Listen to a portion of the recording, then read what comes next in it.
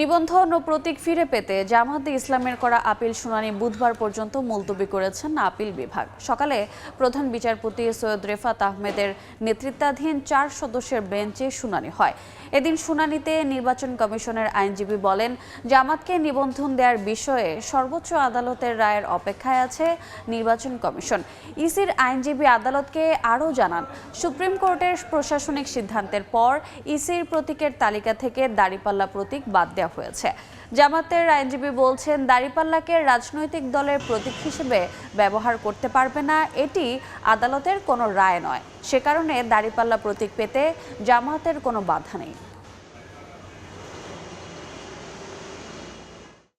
Election কমিশনের সামনে বিবেচনাধীন কোনো বিষয় আদালত এইভাবে ক্যান্সেল করতে পারে না।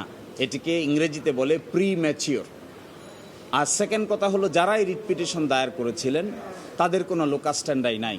তারা নিজেরাই পক্ষ দোষে দুষ্ট, তারা নিজেরাই ইল মোটিভ নিয়ে রাজনৈতিকভাবে হেয় প্রতিপন্ন করার জন্যই এই মামলা দায়ের করেছিলেন। 2016 সালে ফুল কোর্ট সভার একটা সিদ্ধান্তের ভিত্তিতে এই দাঁড়িপাল্লা প্রতীক ব্যবহার না করার জন্য নির্দেশ দেওয়া হয়। আমরা সেটিও আদালতে তুলেছিলাম। আজকে সেটির উপরেও আংশিক শুনানি হয়েছে।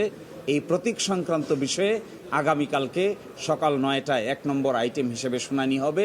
আমাদের পজিশন সেম, যে আমরা স্ক্রুটিনি করছিলাম জামাত ইসলামের কনস্টিটিউশন, সেই অবস্থায় হাইকোর্ট ইন্টারফেয়ার করাকে আমরা ফার্দার প্রসিড করতে পারিনি। এখন আমরা অ্যাপিল ডিভিশনের জাজমেন্ট অপেক্ষা করছি। অ্যাপিল ডিভিশন থেকে জাজমেন্ট হবে, আমরা সেটাই কমপ্লাই করব। এই মুহূর্তে সুপ্রিম কোর্টে আছেন সহকর্মী আফজাল হোসেন, সরাসরি যাচ্ছি তার কাছে।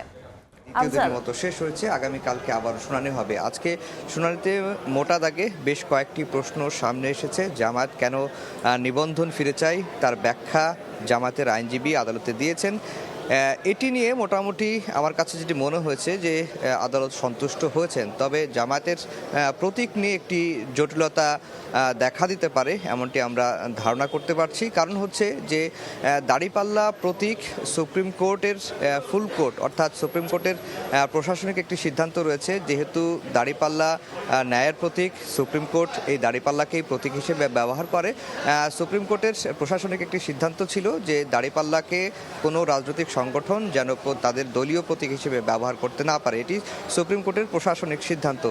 সেটি নিয়েই মূলত জটিলতা সৃষ্টি হয়েছে এবং সুপ্রিম কোর্টের এই ফুল কোর্টের এই প্রতীকের সিদ্ধান্তর পরেই আমরা দেখেছি যে নির্বাচন কমিশনের তরফ থেকে নির্বাচন কমিশনের প্রতীকের যে তালিকা থাকে সেই তালিকা থেকে দাঁড়িপাল্লা বাদ দেওয়া হয়েছে।